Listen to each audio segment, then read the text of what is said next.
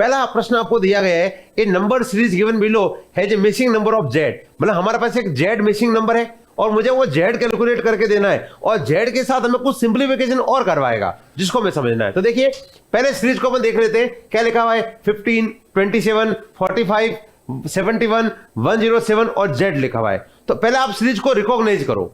हमने हमेशा क्लास में बताते हैं कि जब सीरीज आप देखते हैं आपको पता चलना चाहिए कि सीरीज किस पैटर्न का फॉलो कर रहा है। ये में क्लियर दिख रहा है कि डिफरेंस का सीरीज है।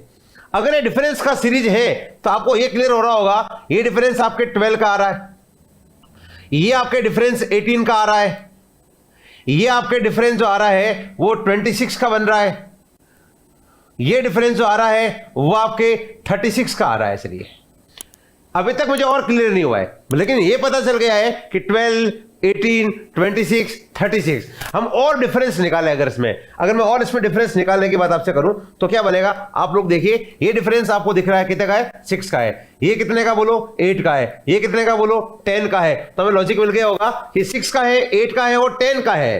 तो आप बताओ नेक्स्ट नंबर आपके सामने है और किसका होगा बोलो 12 का हो जाएगा। नेक्स्ट नंबर अगर 12 का होगा तो आप बताइए 36 में अगर मैं 12 ऐड करूंगा तो ये आ जाएगा 48, ये बन जाएगा 48। ये हमें इस जेड को कैलकुलेट करना है और जेड जब मैं कैलकुलेट करूंगा तो आपको पता है नंबर एडिशन की ओर जाएगा। 107 में अगर मैं 48 ऐड करूंगा तो जेड इज इक्वल टू कितना 155 बन चुका है। चलिए हमारे पास जेड आ गया 155, लेकिन हमारा राइट ऑप्शन 155 नहीं है।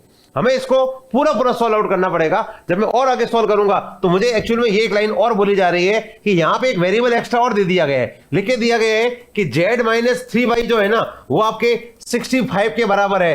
तो आपको y का वैल्यू कैलकुलेट करना है, आपको y का वैल्यू ज्ञात करना है। इसलिए अगर हम y कैलकुलेट करने की ओर बढ़ेंगे तो आपको पता है z आपको पता है 155 है, माइनस 3y है, बराबर कितना लिखा हुआ है 65 लिखा हुआ है। अगर मैं इस बेसिक सिंप्लीफिकेशन को सॉल्व करूंगा तो आपको ये बात पता है कि इसको इसमें से रिड्यूस किया जाएगा तो ये नंबर बन जाएगा आपका 90। चलिए 90 किसके बराबर है बोलो 3y के बराबर है। तो मुझे ओनली y का वैल्यू कैलकुलेट करना है, मुझे ओनली y का मान निकालना है। तो बताइए 90 अगर 3y है तो y इज इक्वल टू कितना होगा बोलो 30 होगा। चलिए y का वैल्यू जब 30 होगा तो बताइए इसका राइट ऑप्शन जो बन के आएगा ऑप्शन नंबर सी बन के आएगा, जिसको हम आराम से